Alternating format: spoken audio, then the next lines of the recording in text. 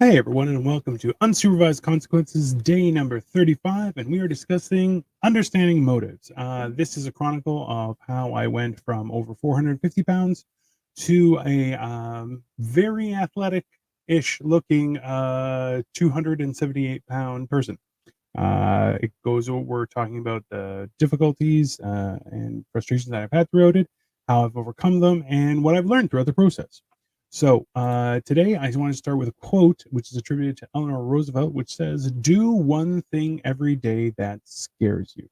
So when it comes to talking about motives, a lot of the time we don't know what drives us. I know for myself, I learned this early on, was the idea that you don't lose weight to get healthy, you get healthy to lose weight. A weird concept, right? And the whole idea behind that is that if you get healthy to lose weight, then ultimately what you're trying to do is to maintain your focus as to achieve your health, a better health. Whereas if you're losing weight to get healthy, then the health is your secondary thing. So what we're talking about today is the idea or the principle of what drives us. If you've watched some of my shorts, you'll see that what I've done has been I'm trying to learn to do a chin up. So every day I've been trying to hang longer and longer. I've had some setbacks, trying to recover and everything like that. But what drives me is I know that that's one of my goals. So if I have to just hang the whole time while I'm losing weight and progressively get better, and it takes months and months and months and months and months, and months, no problem. That's one of my goals. I had two goals. So actually, I started off with first goal, which was completely ridiculous. Which, if anyone has seen the '90s movie Cliffhanger, it was when Sylvester Stallone was hanging and grabbed with one arm and lifted somebody up to the rope. And I was like, I'd like to do that. That's crazy. I don't think I could ever do that. I'm not sure that people can do that in general. But what I can do, I was like, I'd like to do a chin up unaided, and the other one was I did it when I was fat in high school. Was I was able to grab a basketball rim, just barely, but I was able to grab it. And I was like, you know what? Being able to be agile enough to do that is something that I desire. So what did I do? I learned a little bit about what process you can do, or what steps there are in learning to do a chin up, and that's where I'm starting. At the same time, I'm also working out a little bit. I'm trying to exercise, get more sun, be better, and work on my mental abilities as well to maintain this whole process. Now, that is the driving factor to me, is that I needed to take charge of my life and my future, because my future was bleak, to be honest. It wasn't really going anywhere. And if anything, I just saw myself as a failure on the grand scheme of things. And I realized that I couldn't rely on anyone else. I had to do it myself. So I started with step one, was just trying to lose weight. And um, that slowly is working. And I have to continue doing that. But my motive was to take charge of my existence, right? The idea of being a passenger just, it hurt. It hurt me.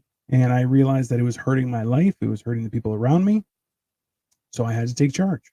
And I did. And to a degree, like today, let's see, by now, yeah. So right now I've hit 36 hours of fasting.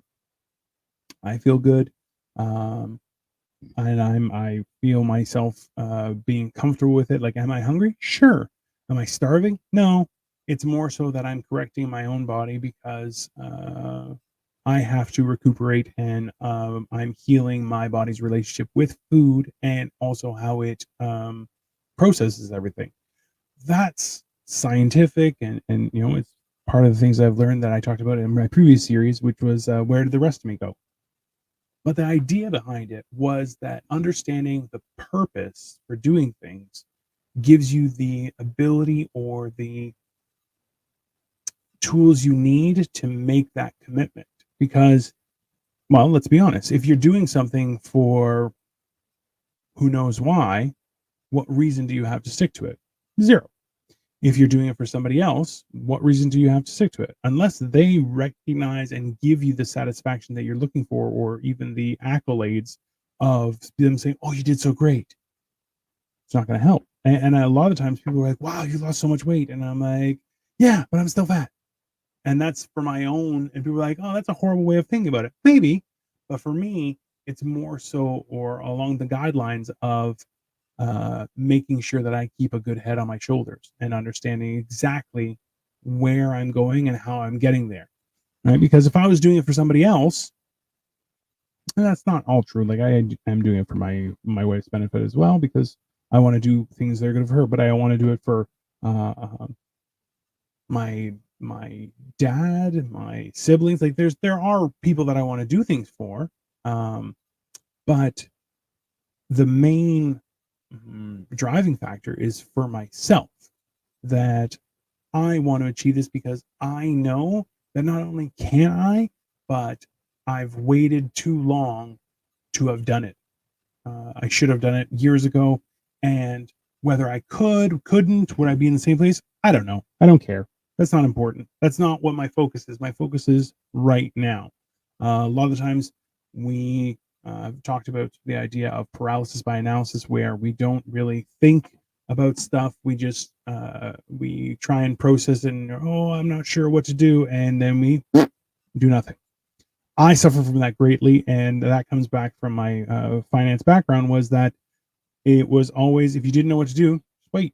The truth of and because you can't predict the future, no one can, but we can analyze the past, and we can attribute certain markers or characteristics of things that will happen, and we can aim for a similar, or if not comparable, result by those same factors.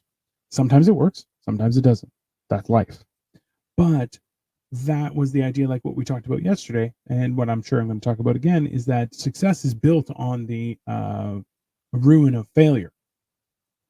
So knowing full well that some things just won't work gives us the ability or the confidence to keep on going, because we know that there is something out there. There's something more that we have to breach. And if we don't breach it, then we stay in the same place. So understanding what drives us gives us the ability, or at least the structure, so that we can not just understand what is driving us, but how it drives us, right? If we focus on something that isn't important, then it won't be a priority. But if we make sure that that thing is a priority in our own minds, then we can proceed as such. For me, my journey, which I am maybe halfway there, maybe, and I've been working at this for a couple of years. The brunt of it happening since October till now has been a huge amount of progress. But I know in my heart that I still have a lot more. And when I reach any sort of numerical goal, which a lot of people have asked about, um, at that point, I will still have to reformulate everything, because now it's an idea of maintenance and then also progress. Because if I've achieved my goals, well, now I need new goals, more progress, because otherwise I will, as we realize, fall behind. So understanding what it is we're trying to achieve gives us the ability to not only persevere through difficult times, but also to analyze and understand how to achieve those goals in a way that's satisfactory for us. So I'll leave it there. As I said, this has been Unsupervised Consequences, day number 35.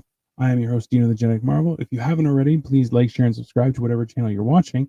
But as well, feel free to share this with anyone that you may think benefit, as I do try and do it daily, so that people can, well, I guess, try and get inspired to make changes in their lives for their goals that they have.